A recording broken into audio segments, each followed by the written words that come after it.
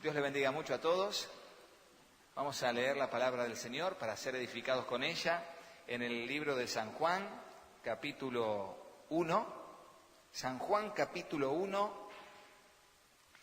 Déjeme decirle algo mientras va abriendo la Biblia en Juan, capítulo 1. El libro de Juan es un evangelio especial. De hecho, cuando se estudia en el Instituto Bíblico, se estudia por separado. No es parte de lo que se llaman evangelios sinópticos, como lo que es Mateo, Marcos y Lucas, sino que se estudia como una materia aparte, Evangelio de Juan. Porque es muy particular, sobre todo el Evangelio de Juan tiene algo que es particular de ello, que es que relata los últimos 7 días de Jesús en su gran parte.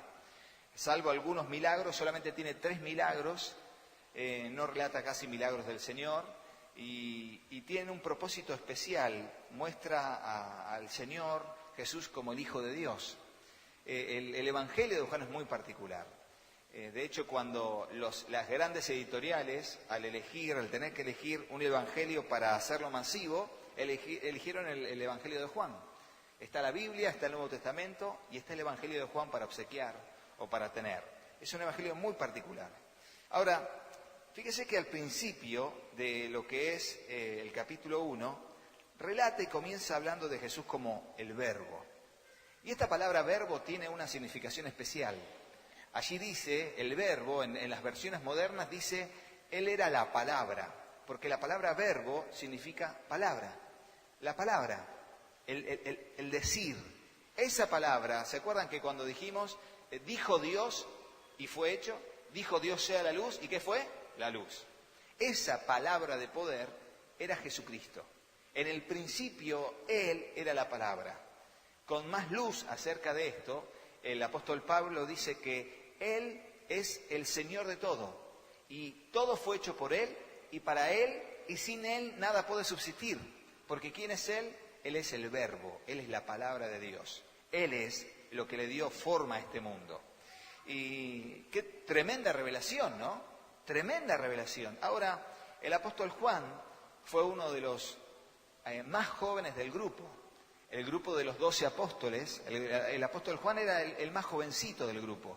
Y casi paradójicamente, o acompañando, mejor dicho, lo que les acabo de decir, fue el más joven del grupo y fue el único de los que llegaron a ser ancianos. Los demás fueron asesinados por la fe. Fueron asesinados, muertos a espada, les cortaron la cabeza, pero sin embargo el apóstol Juan estuvo preso a causa del Evangelio y seguramente fue martirizado, pero ya era muy anciano. Y él, uno de los últimos escritos que él tiene es Juan, primera, segunda y tercera de Juan y el libro de Apocalipsis. Pero son uno de los últimos libros escritos del Nuevo Testamento y por ende de la Biblia revelada, de la palabra, del canon bíblico. Ahora fíjese que a esta altura la revelación es tremenda, porque no estamos hablando del Jesús de Nazaret, no estamos hablando de el Jesús que anduvo caminando por la tierra haciendo bienes y sanando a los oprimidos por el diablo porque Dios estaba con él, sino que se lo presenta en el capítulo 1 como algo que quizás muchos no puedan comprenderlo, y es el Verbo. Y él dice, en el principio Jesús era el Verbo, y el Verbo era con Dios, o sea, estaba con Dios, y el Verbo en sí mismo, la palabra, Él era Dios, Él mismo era Dios. Es el versículo 1, capítulo 1. Y en el versículo 2 dice, este era en el principio con Dios.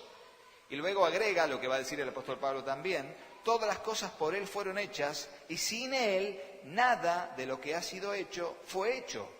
En Él estaba la vida, y la vida era la luz de los hombres.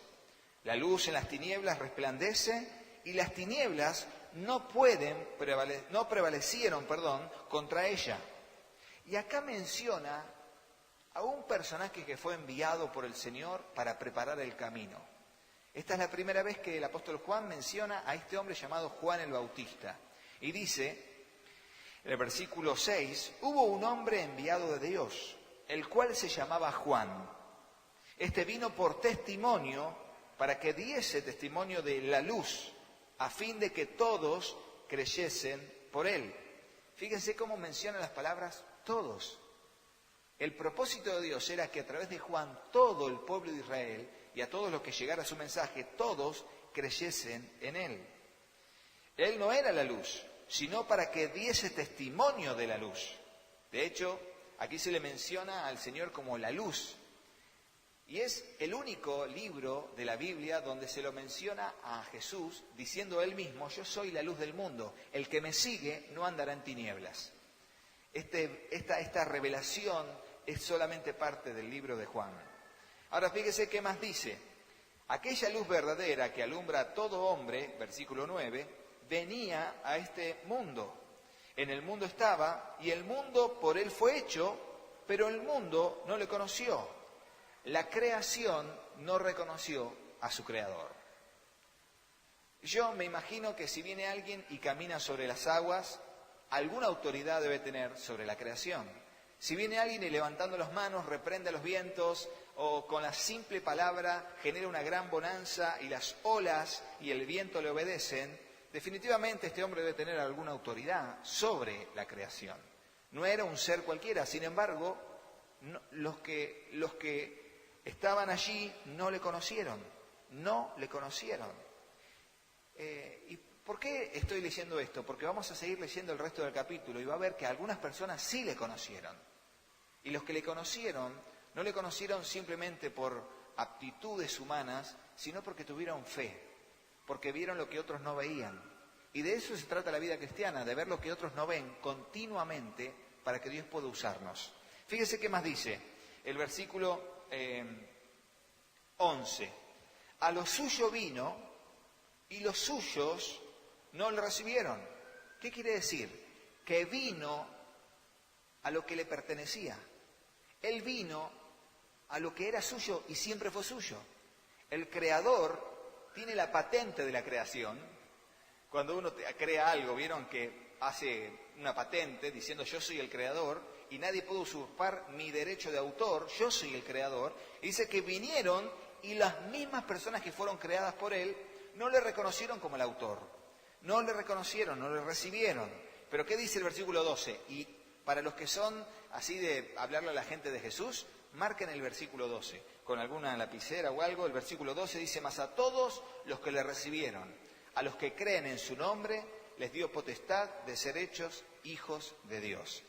De eso se trata el Evangelio, que si bien mucha gente hoy sigue rechazando a Jesús, los que le recibimos y los que creímos en su nombre, Él nos dio poder, potestad de ser hechos hijos de Dios.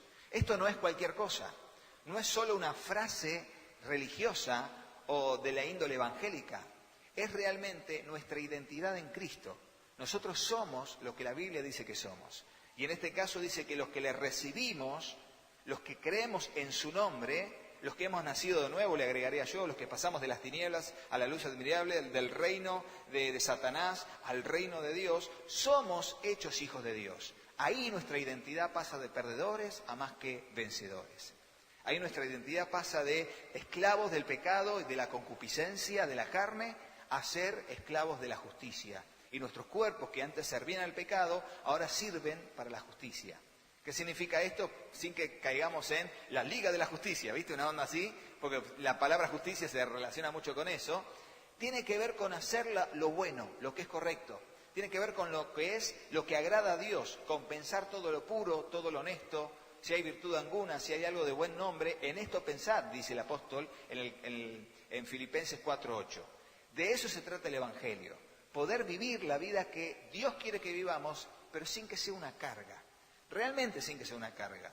Hay diferentes teorías acerca de esto, aún dentro de la rama de estudio evangélica, pero nosotros creemos en lo que dice el apóstol en el libro de Romanos, capítulos 6, 7, 8, que los que hemos muerto a la carne, hemos resucitado a una nueva vida. ¿Por medio de quién? Del Espíritu Santo. Morimos a la carne, sepultamos el viejo hombre y nace un nuevo hombre. Y desde el propósito de Dios, desde lo que Él cree para nosotros, no hay vuelta atrás. ¿Me explico, no? No hay posibilidad de volver atrás. Ahora, ¿puede haber gente que se haya vuelto atrás? Sí, conocemos gente, totalmente.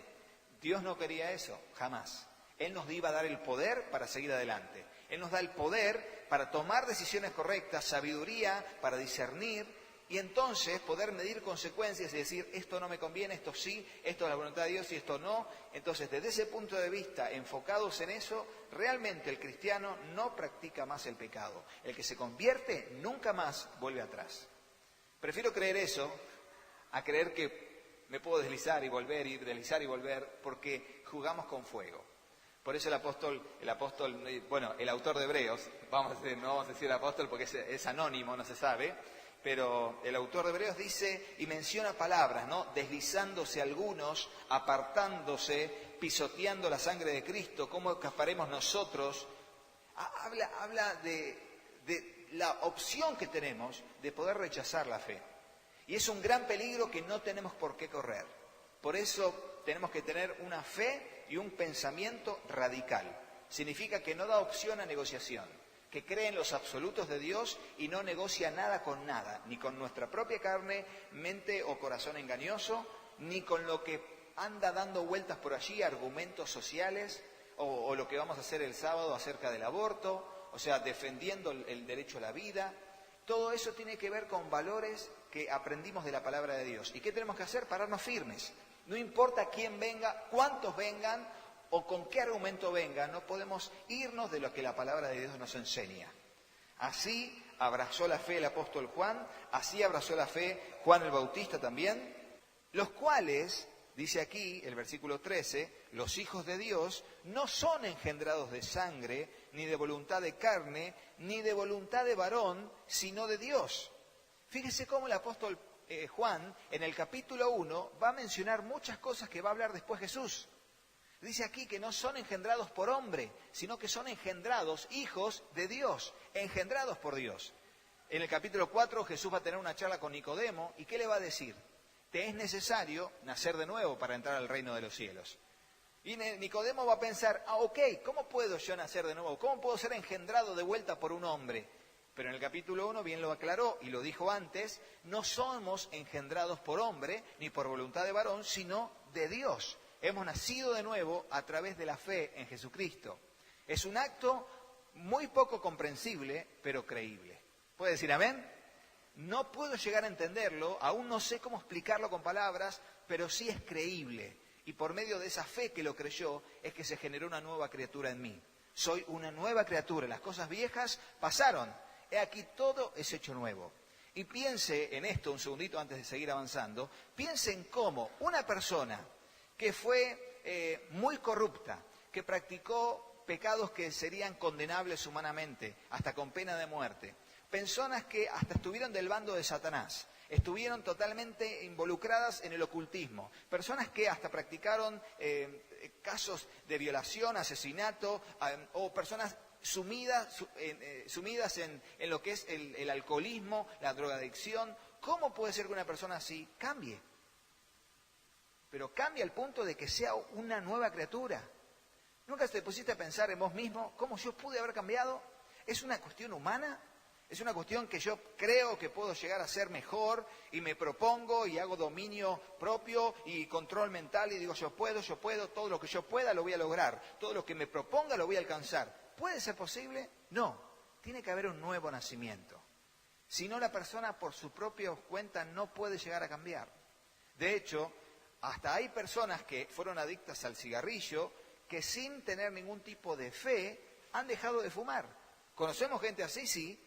Ahora, cuando vos le decís a la persona, y dejaste de fumar, sí, por mi familia, por mis hijos, por mi salud. Ahora, y la mayoría te va a decir, no, es que yo en realidad soy un fumador, pero dejé de fumar, pero sigo adicto al cigarro. ¿Me explico lo que quiero decir? Es como la persona que simplemente eligió por dominio propio dejar de hacerlo, pero por dentro sigue siendo adicto a eso. Es cuestión de que alguien le ofrezca para que vuelva. Sin embargo, el que llega a Cristo lo que hace es nacer de nuevo. No solamente abandona el vicio, sino que ese nuevo ser que es creado por Dios, lo que hace es generar un rechazo total a lo que antes amaba. Antes amaba el vicio, antes amaba la mala junta, el mujeriego y la hombrera, no sé cómo decirlo, a las mujeres, nunca supe cómo decirlo, ni sé cómo decirlo, pero bueno, la atleta, no sé cómo decirlo, la rápida, termina dejando de lado esa vida para abrazar un nuevo estilo de vida. ¿Cuál es? el del respeto por el otro, el del amor hacia una sola persona, el del cuidarse, el de empezar a darse cuenta qué cosas había hecho mal antes para no hacerlo de nuevo, qué poses con su cuerpo, qué cosas dichas con su boca, la colocación de la mirada. Dios le empieza a mostrar que eso era parte de una vieja mujer o un viejo hombre, y que entonces, ¿qué pasa? Es transformado. Su temperamento es moldeado por el Espíritu Santo, controlado por el Espíritu Santo, y a partir de allí su conducta empieza a moldarse a lo que Dios quiere para que pueda usarse en su propósito. ¿Qué es eso sino realmente haberle recibido y haber creído en su nombre? Por eso aún la ropa se cambia. Miren, hay un pasaje a mí que me da vuelta la cabeza, porque esto habla de conversión. El apóstol Pablo, en Primera de Corintios, creo que capítulo 6 o 7, dice que los que se echan con varones no heredarán el reino de los cielos, los adúlteros, los mentirosos. Y después dice esto: y algunos de ustedes eran de esos, pero ya no, porque habéis muerto a su vieja vida. Entonces, ¿cómo puede ser posible que el apóstol está diciendo, todos ellos no van a heredar el reino de los cielos, pero ustedes sí? ¿Por qué? Porque aunque practicaron eso en el pasado, ahora son una nueva criatura en Jesucristo. Y ahora por esa fe es que van a ser salvos. Ustedes no van a ser condenados, sino que van a abrazar una nueva vida que Pablo le llama la vida en el Espíritu. Vivir en el Espíritu y no satisfacer los deseos de la carne. Fíjense que sigue diciendo aquí el versículo 13, el 14. Y aquel verbo fue hecho carne y habitó entre nosotros. De vuelta a la palabra. Y la palabra tomó un cuerpo humano, sería, ¿no? Y habitó entre nosotros. Y vimos su gloria. Gloria como del unigénito del Padre, lleno de gracia y de verdad. Y esto es extraordinario porque el Dios que toma forma humana podría haber elegido ser nuestro verdugo. Él podría haber venido a matar a todos con un cuerpo humano. Sin embargo, dice que está lleno de gracia y de verdad. Él vino a buscar y salvar lo que en realidad ya estaba perdido. ¿Cómo se puede perder algo? Imagínate una manzana que está podrida en el lugar de la fruta. ¿Vos qué haces? ¿Yo qué hago? ¿La agarramos y la tiramos? Porque ya estaba perdido. Porque ya no hay otra. De hecho, es necesario, ya lo he visto, nunca sacó una naranja que estaba podrida, ¿y qué pasó con las demás? También se pudrieron. De hecho, la misma Biblia dice, ¿no? Que cuando dice que guardados de la levadura, ¿no? Porque un poco de levadura leuda toda la masa. Bueno, exactamente lo mismo. Ahora, vos fíjate que el Señor dice, vine a buscar y salvar, pero lo que ya estaba podrido. ¿Cómo puede buscar y salvar? ¿Cómo agarras una manzana podrida y si vos la tenés que tirar, ya está condenada? Solamente a través de una nueva creación, la manzana podrida es transformada en una buena manzana y bien dulce. ¿Me explico? Eso es el poder regenerador de Dios. Hacer nuevo a una persona que estaba perdida ya, estaba podrida. ¿Se entendió la metáfora, lo que quise decir? La palabra podrida suena muy fuerte, pero bueno, me entendió. Tú imagínate que agarras así y tu esposa te dice, la manzana está toda podrida, no te das problemas. ¡Wow! Se transforma en una manzana espectacular, que la cortás y es dulce por dentro. Bueno, déjala ahí. Impresionante. Ahora bien, Juan, ahora va a hablar de Juan, ¿no? Juan el Bautista. Juan dio testimonio de él y clamó diciendo, este es de quien yo decía, el que viene después de mí, es antes de mí, porque era primero que yo. ¿Es entendible eso? Yo me imagino a la gente escuchando, ¿no? Antes de mí, porque era primero que yo. No sé, ¿qué tal la prédica? Estuvo buenísima, no entendí, pero estuvo buenísima. Una cosa así, porque no se entendía, pero era lo que Juan tenía que decir. Juan decía, arrepiéntanse, el reino de los cielos es acercado, y entre medio de sus enseñanzas tenía esta también. El que viene después de mí es antes de mí, y porque era primero que yo. Él existía antes de que yo existiese. Porque de su plenitud, dice el apóstol Juan, tomamos todos. Y gracia sobre gracia. Y fíjense cómo expresa Juan que la gracia de Dios era como una torta de 5 pisos. Gracia sobre gracia. Y gracia, y para entender un poco el contexto también de lo que significa esa expresión, ¿se acuerdan cuando el apóstol Pablo dice, cuando abundó el pecado, ¿qué sobreabundó? La gracia. Cuando abundó el pecado, cuando estaba bien podrido todo, la gracia de Dios sobreabundó para tener misericordia de parte del Señor y no ser consumidos. De hecho, de eso se trata la gracia del Señor. Una nueva oportunidad para que podamos mirar con sus ojos. Entender que lo que Él nos perdonó era imperdonable. Que lo que Él hizo a favor nuestro era como la parábola que el mismo Jesús cuenta de los 2 deudores. Que uno tenía una deuda impagable. Sin embargo, ¿qué hizo el hombre? Le perdonó toda la deuda. No le hizo pagar la deuda, le perdonó toda la deuda. Y eso es lo que hace que la gracia de ese hombre sea magnífica, magnánima, imposible de medir, inconmensurable creo que, ¿no? Inconmensurable, imposible de medir. Ahora, fíjense qué más dice. Pues la ley, por medio de Moisés, fue dada, pero la gracia, y de vuelta dice 2 cosas, gracia y la verdad vinieron por medio de Jesucristo. La gracia y la verdad vinieron por medio de Jesucristo. Ahora, y cuando habla aquí de que Él es la sustancia, la vamos a ver en el versículo 18, a Dios nadie le vio jamás.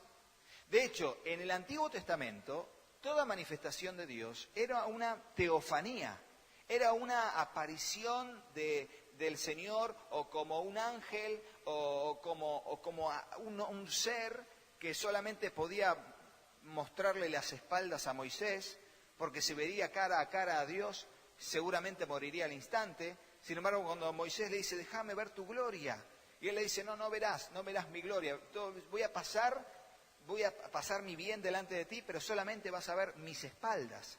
Y fíjate, ¿no? Como si Dios tuviese espalda, como si fuera un cuerpo humano. Sin embargo, Dios es espíritu. Pero cuando se manifiesta al hombre, necesita manifestarse de alguna manera para que el ser humano pueda desde su dimensión entender a Dios. Por lo menos llegar al conocimiento un poco sensorial a través de las sensaciones de los sentidos, en conocer a Dios. Pero como Dios no le place hacer eso con todos, simplemente 1, 2, 3 en la Biblia, el resto, el justo vivirá por la fe. Simplemente la fe. Nadie le ha visto a Dios cara a cara. Por eso Él dice acá en el versículo 18, a Dios nadie le vio jamás. Pero ¿qué dice? El unigénito Hijo, palabra que aparece en Juan 3:16, el unigénito. Fíjense cómo el capítulo 1 es como un compendio de varias verdades de todo el libro de Juan. El unigénito Hijo, el que está en el seno del Padre, esta idea de estar protegido por el Padre, Él le ha dado a conocer. ¿Recuerdan cuando, no me acuerdo qué discípulo es que le dice, muéstranos al Padre, Tomás, Bebet? Bueno, alguno de los discípulos, creo que era Tomás, le dice, Señor, muéstranos al Padre y nos basta. ¿Y qué le dice el Señor? Pero he estado con ustedes y todavía no me lo habéis visto. También me quedo mirando al Señor y digo, perdón, el Padre, vos, no entiendo. Necesitaban la revelación del Espíritu Santo para comprender que Él era la revelación del Padre. El que ve a Jesús, el que vio a Jesús en carne y hueso, Él vio la manifestación de la gracia de Dios en ese cuerpo humano que moriría por los demás. Ese cuerpo de Jesús en la tierra no era el cuerpo del Cristo glorificado en los cielos, para nada. Era simplemente el Emanuel, el Dios hecho carne, que habitó entre nosotros. Pero el apóstol Juan, en esta tremenda revelación, dice, a Dios nadie le dio, pero el Hijo le ha dado a conocer.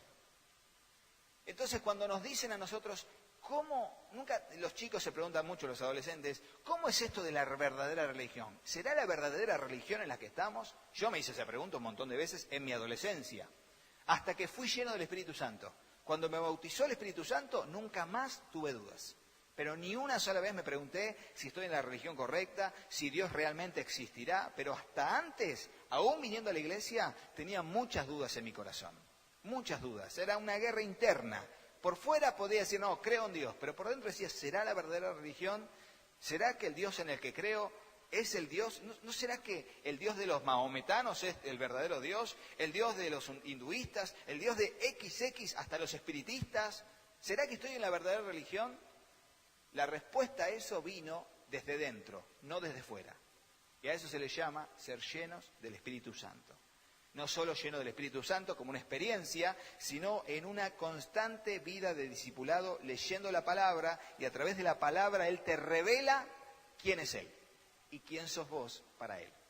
Es lo extraordinario de la vida cristiana, lo extraordinario de la vida cristiana. Y antes de ya ir terminando, fíjese lo que dice al final. Juan, en un momento, en el versículo 35, dice que el siguiente día, otra vez estaba Juan el Bautista y 2 de sus discípulos. Y mirando a Jesús que andaba por allí, dijo, no dice, les dijo a ellos. Pasó Juan y dijo, he aquí el Cordero de Dios. ¿Ya había dicho esto? Sí, ya había dicho esto en versículos anteriores. Cuando Jesús aparece, Él dice, he aquí el Cordero de Dios que quita el pecado del mundo. Fíjense cómo lo relaciona en cuanto al verdadero problema de la humanidad. No era el Imperio Romano, no es el acoso del capitalismo, de la sociedad de consumo. El verdadero problema era el pecado y sigue siendo el pecado en toda la humanidad. Por eso a Él se lo menciona como, he aquí el Cordero de Dios que quita el pecado del mundo, que es el gran problema de la humanidad. Ahora bien, dice, y mirando a Jesús, que andaba por allí, dijo, he aquí el Cordero de Dios, y dice el versículo 37, le oyeron hablar los 2 discípulos, ¿y qué dice? Siguieron a Jesús. Imagínate Juan diciendo, he aquí el Cordero de Dios. Si no hubiera dicho la Biblia, les dijo a ellos, simplemente dijo al aire, he aquí el Cordero de Dios, como ya lo había dicho antes. Sin embargo, estos 2 discípulos lo dejaron a Juan, porque eran discípulos de Juan, lo dejaron y siguieron a Jesús. Y volviéndose Jesús caminaba, se volvió y les dijo, ¿qué buscáis? ¿Qué buscáis? Porque ¿saben qué? Todo el planeta Tierra está buscando algo. ¿Saben qué buscan? Identidad, significación. Lo que buscábamos nosotros antes de aceptar a Cristo. Buscábamos desesperadamente sin saber qué era lo que estábamos buscando. Por eso vivíamos con un vacío interior. ¿Qué es el vacío interior? Es buscar desesperadamente lo que no sabemos qué tenemos que encontrar. A eso se le llama un vacío interior. Pero lo buscamos desesperadamente. Ahora, ¿eso nos ayuda a seguir adelante? Para nada. Eso es un empujón, día a día empujones. Entonces queremos sentirnos bien y nos compramos algo que le dé significado a nuestra vida. Por eso la gente tiene tecnología y cuando salga algo nuevo, compra algo nuevo. La gente tiene relaciones humanas y necesita más gente para sentirse que tiene significación en base a las amistades que tiene, al reconocimiento de los demás. Por eso la sociedad de consumo, cuanto más tengo, más soy. Sin embargo, en el reino de los cielos está muy alejado eso, de esa realidad que ve el mundo. Ellos le dicen, ¿qué buscan? Y ellos le dijeron, Rabí, que traducido es maestro, ¿dónde moras? ¿A dónde vivís, Señor? Y él le dijo, venid y ved. Significa, prueben de qué se trata la vida cristiana. Vengan ustedes, vengan y vean. Y bueno, y allí fueron y vieron dónde moraba y se quedaron con él porque era como la hora 10. Andrés, hermano de Simón Pedro, era uno de los que habían ido con Juan y habían seguido a Jesús. Este halló primero a su hermano Simón Pedro, y le dijo, hemos hallado al Mesías, que traducido es el Cristo. Y le trajo a Jesús. Fíjese que dice, y le trajo a Jesús. Y mirándole Jesús dijo, tú eres Simón, hijo de Jonás. Tú serás llamado Cefas, que quiere decir Pedro. Jesús de repente se encuentra con alguien y ahí nomás le cambia el nombre. Y le dice, vos vas a estar conmigo. Y vas a ser llamado Pedro. Luego, la última porción que voy a leer, del versículo 43 hasta el final, dice, el siguiente día quiso Jesús ir a Galilea y halló a Felipe. Y le dijo, sígueme, como a Mateo. Felipe le dijo, sígueme. Simplemente lo halló y le dijo, sígueme. Otro más que estaba buscando darle significado a su vida. Y se encuentra con un desconocido que le dice, sígueme. Y ese sígueme bastó y alcanzó para entender que su búsqueda había terminado. Que ya había alguien allí que le estaba dando sentido, propósito a su existencia. ¿Nunca te preguntaste, así como estoy en la verdadera religión, estaré en el Dios correcto? ¿Nunca te preguntaste, ¿para qué estoy en este mundo? ¿Para qué estoy en este mundo? ¿Para qué existo? ¿Por qué existo? Bueno, le dijo, sígueme. En ese sígueme está la respuesta en para qué existimos. ¿En para qué? En el propósito. Sígueme. Y vamos a leer hasta el final, dice, derechito. Felipe halló a Natanael y le dijo, hemos hallado a aquel de quien escribió Moisés en la ley, así como los profetas, a Jesús, el hijo de José de Nazaret. Cuando dijo de Nazaret, la cara de Natanael cambió y dijo esto, ¿de Nazaret puede salir algo bueno? ¿Y qué le dijo Felipe? Vení y míralo vos mismo. Cuando predicamos el Evangelio, nosotros le decimos a la gente, vení y ve, vení, probá a Jesús. Pero la iglesia y qué sé yo. Vení y probá. Como dijo acá, el ejemplo evangelístico de Felipe y lo que mismo que le dijo Jesús. Vengan y vean. Natanael recibió el mismo mensaje. Vení y ve, probalo. Te vas a dar cuenta que es así. Cuando Jesús vio a Natanael, que se le acercaba, dijo de él, he aquí un verdadero israelita en quien no hay engaño. Para muchos esto es una manifestación del don de ciencia, algo oculto que es manifiesto a través de la revelación del Espíritu Santo. Se le manifiesta qué hay en el corazón y Jesús lo dice. Pero Natanael dijo, ¿de dónde me conoces? Y respondiendo Jesús, utilizando el mismo don, y le dijo, antes que Felipe te llamara, cuando estabas debajo de la higuera, te vi. Imagínate que es un lugar donde hasta podría estar oculto de todos, sin embargo, dice Jesús, le dijo, yo te vi antes de que te llamara Felipe. Y entonces Natanael le dijo, Rabí, tú eres el Hijo de Dios. Porque él sabe lo que nosotros necesitamos saber. Ahora, Natanael fue como muy acelerado, porque le dijo algo que no sabía, lo nombró el Hijo de Dios, lo cual es una revelación del Espíritu Santo. Cuando Jesús le dijo a Pedro, ¿y vos, y ustedes qué piensan que soy? Pedro, ¿qué dijo? Tú eres el Cristo, el Hijo del Dios viviente, ¿no? Y siempre me acuerdo de esa obra cuando digo esto. Y ahora Juanpi la va a cantar, si la escucha, porque le queda la canción esa, ¿no? Eres el Cristo, el Hijo del Dios viviente. Y entonces, ¿qué le dice el Señor? Bienaventurado, porque no te lo reveló carne ni sangre, sino mi Padre que está en los cielos. Pero aquí, Natanael, de la nada, le dice, tú eres el Hijo de Dios, el Rey de Israel. Y creo que entendiendo, Jesús, que mucho no había entendido Natanael con lo que quiso decir, pero sí dijo esto, porque te dije, te vi debajo de la higuera, ¿crees? Cosas mayores que estas verás. O sea, porque te dije algo que es oculto, porque te di a revelar la verdad de tu corazón, ¿crees que yo soy? Y él le dijo, de cierto os digo, de aquí en adelante veréis el cielo abierto y a los ángeles de Dios que suben y descienden sobre el Hijo del Hombre. ¿Y saben qué? Termino con esto. La vida cristiana es una vida sobrenatural que se disfruta naturalmente.